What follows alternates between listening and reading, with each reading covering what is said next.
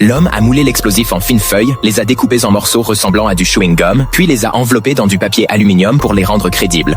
Il a sorti une cigarette d'une boîte, y a placé un fil détonateur, l'a marqué et a ajouté un petit traceur. Il a pressé de la crème répulsive à requin dans un contenant rond. Après cela, il a trouvé un criminel recherché qui lui ressemblait et a changé son visage pour qu'il corresponde à la photo du criminel. Sorti dans la rue, il a intentionnellement provoqué la police. Quand ils l'ont fait s'agenouiller, il a délibérément révélé sa fausse identité. En conséquence, il a été envoyé dans une prison offshore. Pendant l'inspection, les gardes ont vu les tatouages sur son visage et n'ont rien soupçonné. Après avoir vérifié sa boîte de cigarettes et son chewing-gum sans rien suspecter, il a récupéré ses affaires et a quitté les lieux. À l'intérieur de la prison, il a localisé sa cible d'assassinat. Cependant, des gardes du corps protégeaient toujours la cible et assuraient son exercice quotidien.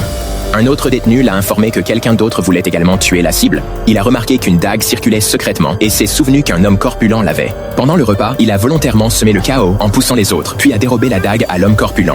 Un jour, alors que la cible faisait de l'exercice, quelqu'un a soudainement surgi et a tenté de le tuer. L'homme a rapidement lancé sa dague et a sauvé la cible. La cible était reconnaissante et a invité l'homme à prendre un repas dans sa chambre.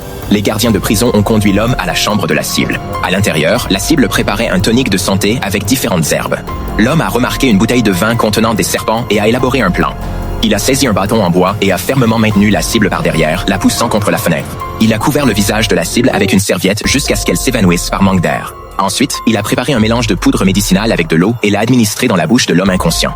La cible s'est tordue de douleur. Entendant des bruits, les gardes du corps à l'extérieur ont demandé ce qui se passait. L'homme leur a calmement dit que la cible priait. Les gardes ont jeté un coup d'œil à l'intérieur et n'ont rien vu d'anormal, alors ils sont partis. Peu après, il a quitté tranquillement la pièce. Peu de temps après, les gardiens se sont rendus compte que quelque chose clochait et ont lancé la recherche de l'agresseur. L'homme a traversé la foule dans la direction opposée jusqu'à ce qu'il atteigne un mur. Il a rapidement sorti ses explosifs en forme de chewing-gum, les a compressés en boule et les a insérés dans un petit trou. Puis, il a tiré le fil détonateur de la cigarette et l'a allumé. À travers les caméras, les gardiens l'ont repéré. Aussitôt, il a avalé le traceur minuscule, enlevé ses vêtements et appliqué de la crème répulsive à requin sur lui. Le chewing-gum a explosé juste au moment où les gardes se rapprochaient. Il a ramassé un bâton en bois, a élargi le trou dans le mur, a rampé à travers, puis a sauté d'une falaise de 100 mètres dans la mer en bas.